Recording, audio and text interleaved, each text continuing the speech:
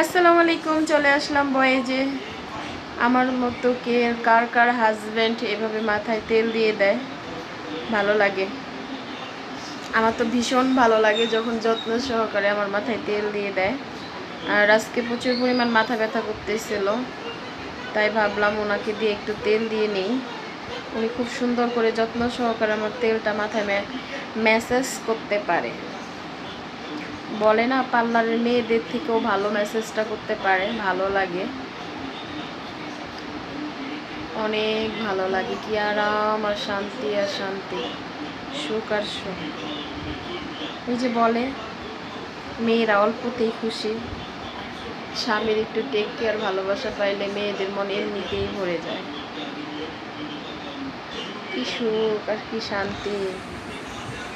আর উনি খুব সুন্দর করে তেল দিতে পারে, যত্ন সহকারে তেল দিয়ে দেয়। আসলে কি, তেল দেওয়ার অভ্যাসটা উনি ওনার মায়ের মাথায় থেকেই শিখছে। মার মাথায় সবসময় তেল দিয়ে দিত। বোন ছিল না তো, মায়ের ছোট ছেলে ছিল, মাকে তেল দিয়ে দিবে কে? এই যে আমার মতোই কষ্ট, সেম আমার মতোই সেম কষ্ট। মার মাথায় তো তেল দেওয়ার মতো কেউ ছিল না বাসায়, মেয়ে মানুষ। তাই ছোট ছেলেই মায়ের মাথায় তেল দিয়ে দিত। আর সেখান থেকে আমি শিখছি। আমার বাসাও মেয়ে মানুষ নাই, উনিই মাথায় তেল দিয়ে দেয়।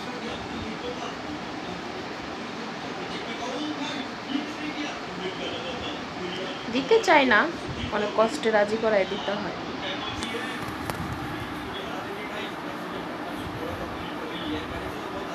মাথায় পানি কেন?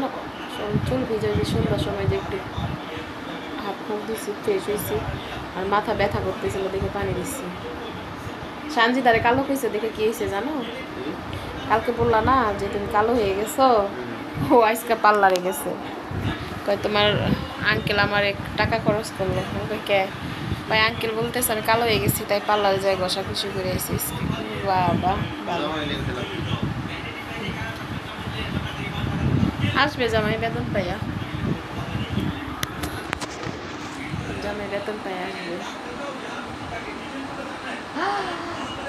আরাম, কি সুখ। ও আমার হঠাৎ আজকে কেন মাথা ব্যথা করলো, শরীরটা একদম ঘাটতি লাগছে জানো, শরীরটা।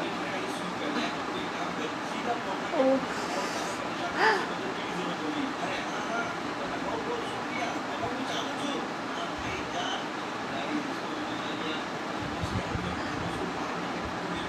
আমার এবার চুল টানলে খুব ভালো লাগে। তোমার চেহারা দেখা গেল, তুমি বললাম না এই চান্স আমার জামাই চুলটাই না নিতেছে। প্রতিশোধ।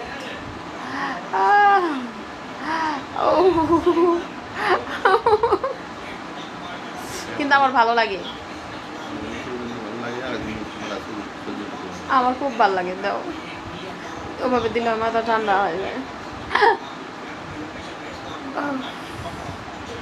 আমি চুল টানাতে যে মজা পাই, আমার অসুস্থ হলে আমার মাথায় হাত বুলাই দিলে আমি ঘুমায় পড়ি। এটা হচ্ছে আমার।